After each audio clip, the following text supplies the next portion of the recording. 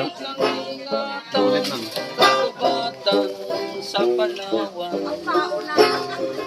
tingnan yung mga ibon, sila ay masaya. Habang naglilipat, lipat sa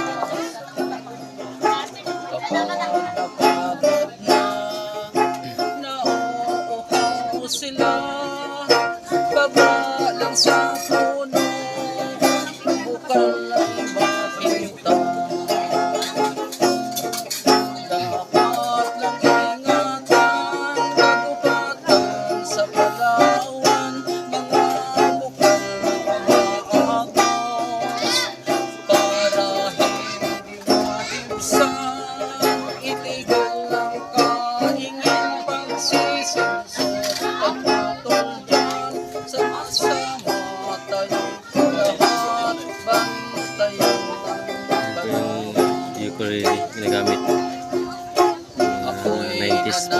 nananawagan sa may kapangyarihan.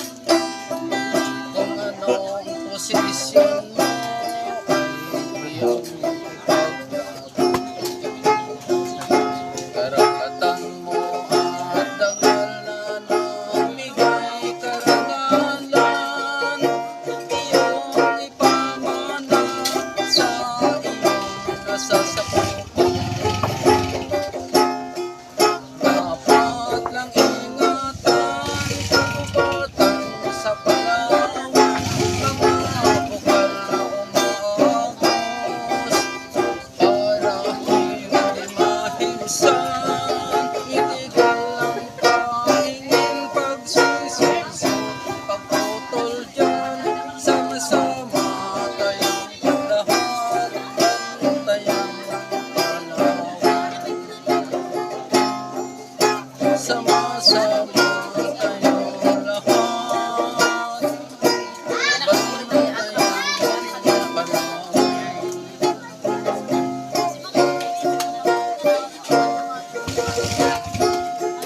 Alam niya ng mga mga director music, alam nila niya siya, yung gawa talaga. Kasi hindi nila narinig. Yung ko ay sariling kompas niya. Yung Ricky Ronday. Kung sila nga complete instrument siya, daw banda pala, namin. Kaya madibilo pa boses mo. Tapos ang pagkantahon, hindi ako, dapat yung singer. Turuan lang ba? Ayan tani. Music studio ba? Oo. Singer talaga ang kumbaga composer na lang ako. Para pag-deliver sa singer. Ang mga singer may power voice na sila. Kaya nila pa namiyon. Kaya ako hindi man ko singer, kanta-kanta na ko.